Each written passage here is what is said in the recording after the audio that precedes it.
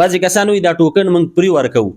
ولې پرې ورکوي؟ وایي سودا عام د مارکیټ په ریټ ورکو او بیا دله موږ یو ټوکن ورکوو او په قراندازۍ کې نوم شاملو. نو زه ورته وایم که عام کس راشي او ستا په دې شاپ کې شاپینګ نه کوي، سودا نه کوي، ته وله نوم لیکي؟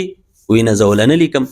زه وایم چې ته نه لیکې خو د دې ټوکن قیمت شو که نه، ځکه سودا ته بیا زه د مارکیټ په ریټ ورکوم، که د مارکیټ په ریټ هم نه خو دا ټوکن دا ټیکټ چې کوم دی د دې قیمت راغی او په کم ځای کې چې په قراندازۍ کې او په لکی ډرا کې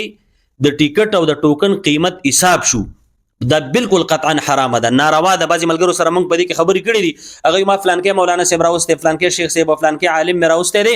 دغه علما هم چې په هغه ځای کې کوم وضاحتونه کړي هغه دا وایي سبا چې کومې لکي ډراګانې کېږي، قراندازیانې کېږي او دې کې د بعضې ملګرو ځینې سوچونه دي، خو د شریعت په رڼا کې خاص کر د قرآن حکیم د آیاتونو په وینا کې دا کوم ملګري چې زما د आवाज اوري دا خبره د ټوله واوري او بیا دې په سوچ وکړي چې مسلمانان دي او دا خطاب الله مؤمنانو ته کوي. اعوذ بالله من الشیطان الرجیم، بسم الله الرحمن الرحیم. یا ایها الذین آمنوا انما الخمر والمیسر والانصاب والازلام رجس من عمل الشیطان فاجتنبوه لعلکم تفلحون. دا اومه سفاره ده، سورة المائده ده 90 نمبر آیات ته رب العالمین فرمای اے مؤمنانو، دا خطاب مسلمانانو مؤمنانو ته دی. بشکه شراب چې کوم دی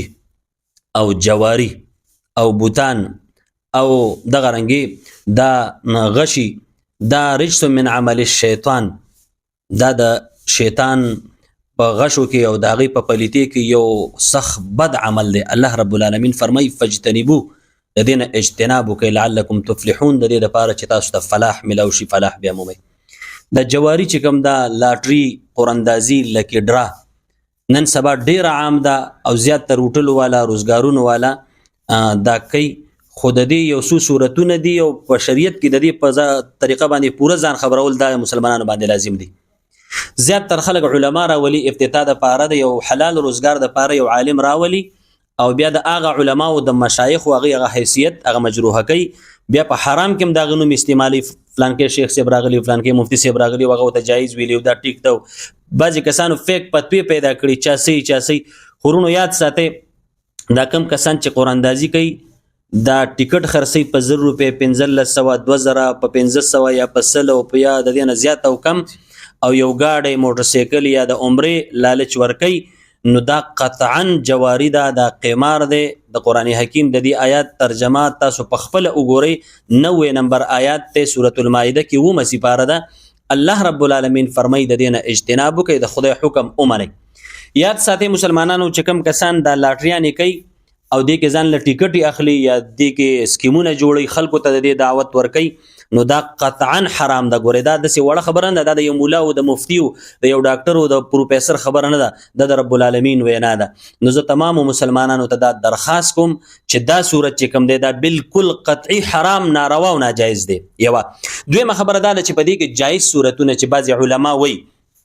هغه دا دي که یو انسان یو شاپ اوښکی دی، یو دکان اوښکی یا یو هوټل دغه کړی دی او په هغې کې دا وینا کړې د اشتهار دپاره چې خلک دې راشي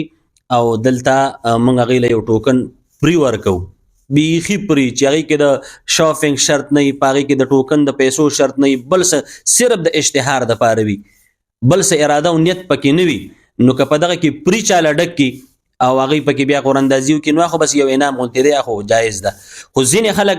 دا خبره دا ډېره قابل غور ده. بعضې کسان وایي دا ټوکن موږ پرې ورکوو. ولې پرې ورکوي؟ وایي سودا عام د مارکیټ په ریټ ورکو او بیا دله موږ یو ټوکن ورکوو او په قراندازۍ کې نوم شاملو. نو زه ورته وایم که عام کس راشي او ستا په دې شاپ کې شاپینګ نه کوي، سودا نه کوي، ته وله نوم لیکي؟ وایي نه، زه وله نه لیکم.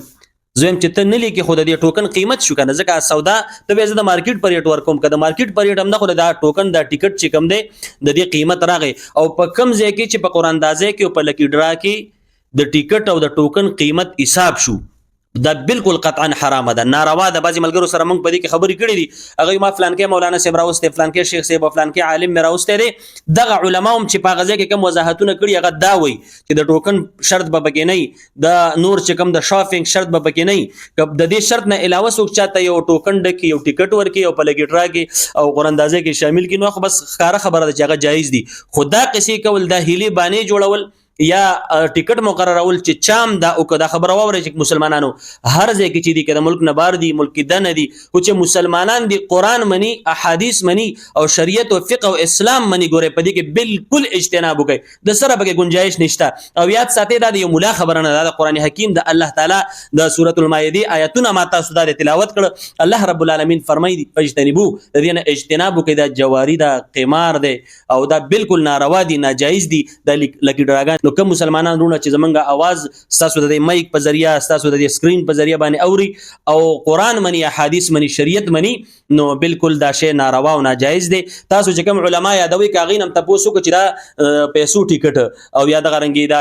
د شاپینګ شرط یا د ټوکن شرط یا پاغي باندې نور څه قسمه سي یو مفتی یو مدرسه یو ادارم په دې کې پتو نشي ورکول نه چا ورکړي دا اسی فزول خبر دي دا نوجوانان دوک کوي او دا خو تاسو بچو رزق دی په دې کې مسلمانانو د کې احتیاط وکړئ ګوره پام کوي چې چرته دا وانه خلې دا جواری دا او کدا ته بیا جایز غني حلال غني او روا وته بیا خو کفر دی